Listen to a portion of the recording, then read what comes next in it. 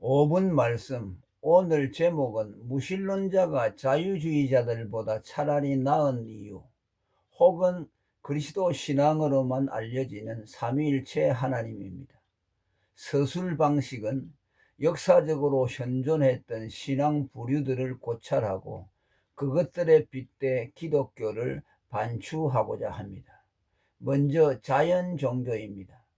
하나님의 계시가 단절된 곳에서 인류가 견지해온 보편적 종교 형태들이 있습니다. 먼저 인간의 존재적 불안과 두려움에서 갖게 되는 원시적인 신앙 형태입니다. 예컨대 태풍, 홍수, 가뭄 등 자연재해나 질병 같은 인간 한계를 직면하면서 어디엔가 인간을 도와줄 신이 있을 것이라는 막연한 기대에서 나온 신앙입니다. 애니미즘, 샤머니즘 신앙을 비롯해 헬라 신화의 신개념들이 그것입니다. 인간의 생존 문제가 어느 정도 해소되고 존재의 두려움에서 벗어났을 때 지성으로 신을 찾아 발견하려는 보다 발전된 신앙 형태가 나타났습니다. 곧 인간의 사유를 통해 신을 찾으려는 철학적인 신앙입니다. 바울이 사람의 지혜로 알 수 없는 하나님을 말씀했을 때 그 사람의 지혜가 곧 철학입니다. 고린도전서 1장 21절과 골로새 2장 8절을 참고할 수 있습니다. 혹자는 철학을 종교와 분리하나 철학의 궁극적인 목적이 신을 찾는 것이라고 볼 때 철학을 종교의 범주에 넣어도 무리가 없습니다. 철학의 도시 아덴 사람들의 많은 종교성과 수많은 신전, 제단들은 철학과 신탐구가 결코 무관치 아니함을 보여주는 대목입니다. 또 하나가 경전과 교리가 구비돼 학습이 가능한 고등종교 혹은 유일신 종교입니다. 대표적인 것들이 불교, 이슬람교, 유대교 등이며 오랜 전통과 역사성을 갖고 있습니다. 이들의 신앙은 대개 오랜 시간 반복적인 학습을 통해 형성되며 이들에게 신앙은 극히 자연스럽습니다. 존재하는 신앙 중 가장 강력한 신앙 형태라고 볼 수 있으며 자기의 신앙을 위해 목숨을 바칠 수 있게까지 합니다. 신라 성녀 이차돈이 백혈순교, 유대인들의 로마와의 최후의 결정장이었던 마사다 전투, 오늘날 이슬람 교도들의 자살 폭탄 테러는 학습된 신앙의 힘의 대단함을 잘 보여줍니다. 기독교인이 되기 전 바울의 유대교적 유일신 신앙도 같은 범주에 듭니다. 그는 어려서부터 엄격한 율법주의 교육을 받아 흠없을 만큼 율법에 헌신했고 또한 유대교에 대한 충성심의 발로해서 많은 기독교인들을 죽음에 이르게 하고 교회를 잔해했습니다. 빌립보서 3장 6절. 인간의 생존적 불안에서 비롯된 종교이든 지적 사유 형태인 철학적 종교이든 혹은 학습된 고등 종교이든 이것들은 모두 사도 바울이 말한 인간 안에 생떡적으로 타고난 종교성의 발로입니다. 사도행전 17장 22절, 27절, 로마서 1장 20절의 예들이 그것입니다. 왜곡된 기독교. 이제까지 자연 종교를 말했다면 여기선 기독교 카테고리 안에 들어 있으면서도 반기독교 혹은 왜곡된 기독교에 대한 것입니다.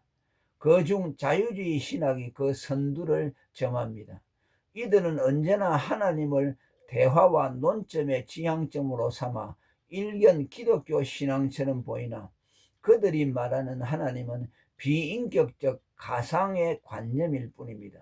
이들에게는 하나님이 있고 없고가 상관없으며 하나님이 없어도 얼마든지 신앙이 가능하게 만들어 교모히 하나님의 존재를 부정합니다. 하나님이 계시다고 믿음으로 현재의 안위와 평안을 얻고 미래에 대한 두려움을 떨쳐낼 수 있다면 그것으로 이미 신앙의 목적이 달성된 것으로 봅니다. 그레이션 메이첸이 기독교의 가장 해학적인 무신론이라고 지목한 것이 바로 이 자유주의 신학입니다. 버트란드 러셀이나 리처드 돈킨스의 만들어진 신 개념과 다를 바 없습니다.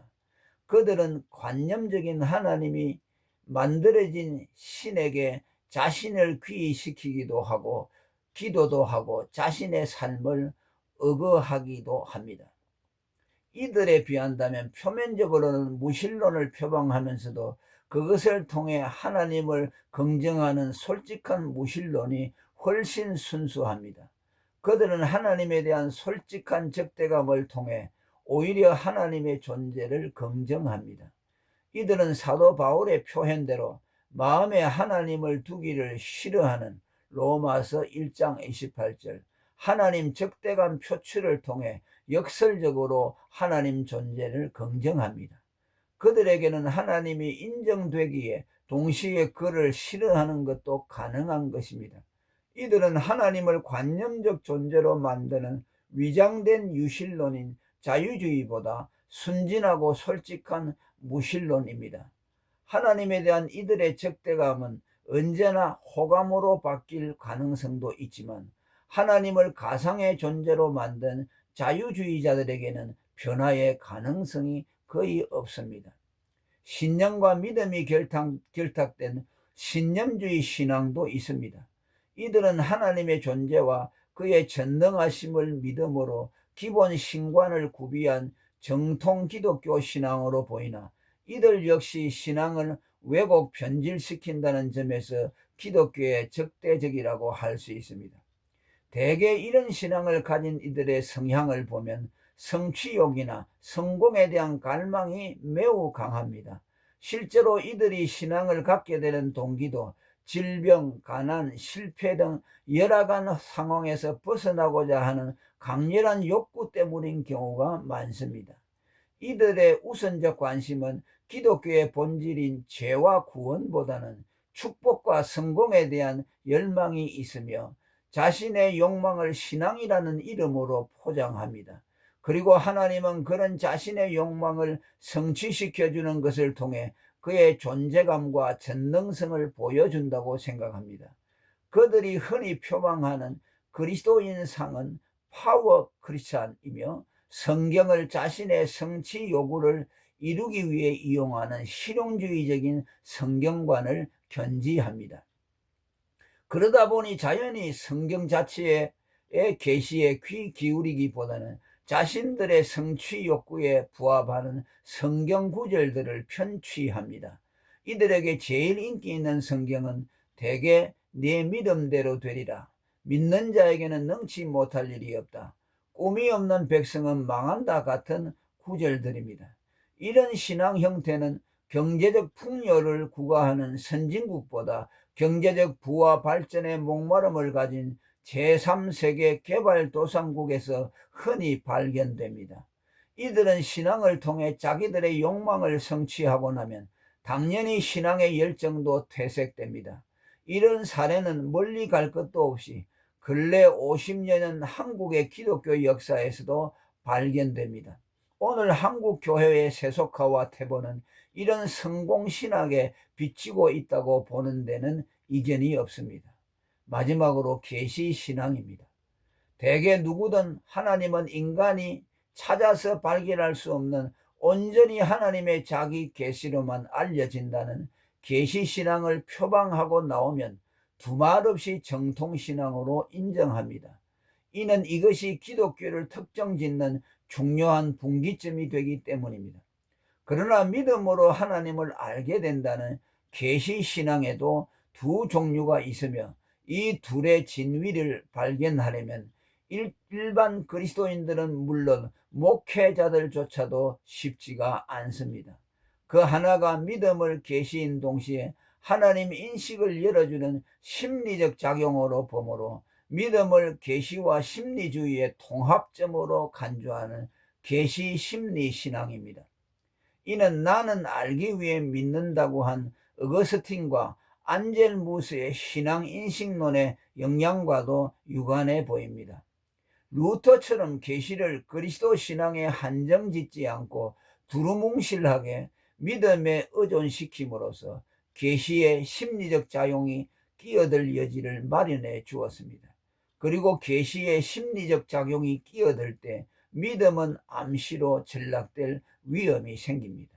예컨대 믿음으로 모든 세계가 하나님의 말씀으로 지어진 줄을 우리가 아나니, 히브리서 11장 3절 이라는 말씀이 모든 세계가 하나님의 말씀으로 지어졌다는 것을 믿으면 그렇다고 여겨진다라거나, 하나님이 계시다고 믿으면 하나님이 계신 것으로 여겨지고, 안 계신다고 믿으면 안 계신다고 여겨진다는 암시신앙이 되고 맙니다. 이렇게 계시의 심리작용이 첨가될 때 오늘날 많은 비판을 받고 있는 심리학에 물든 기독교가 되고 맙니다. 그리고 이렇게 심리작용에 물든 왜곡된 믿음 인식으로는 정확한 삼위일체 하나님 인식에 이르지 못하며, 그러한 왜곡된 하나님 인식으로는 신앙이 언제나 장님 코끼리 만지듯 모호합니다. 계시의 심리의 도움을 받아 믿음을 완성하려고 했던 의도와는 달리 오히려 심리로 인해 계시가 흐리게 됩니다. 또 하나는 계시신앙은 그리스도 신앙을 통해서만 삼위일체 하나님 인식에 이른다고 한 루트의 신앙 인식론입니다. 루트는 그리스도 신앙만을 하나님 인식에 이르는 유일 계시로 삼으며 심리작용의 접근을 차단했습니다.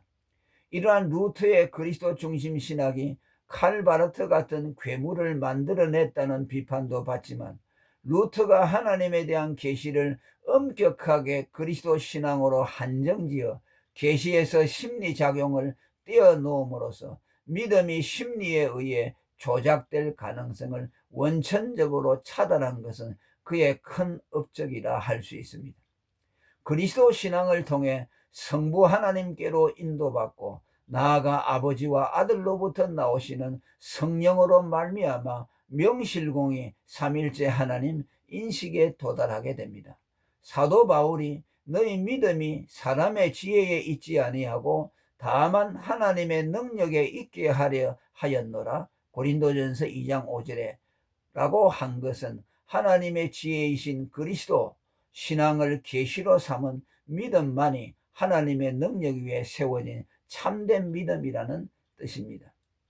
이렇게 그리스도를 믿어 성령으로 말미암아 인식된 삼위일체 하나님 인식은 희미하지도 미심쩍지도 않고 눈으로 보고 귀로 듣고 손으로 만진 것 같이 확실하게 되는 것입니다. 할렐루야. 오늘은 여기까지 하겠습니다.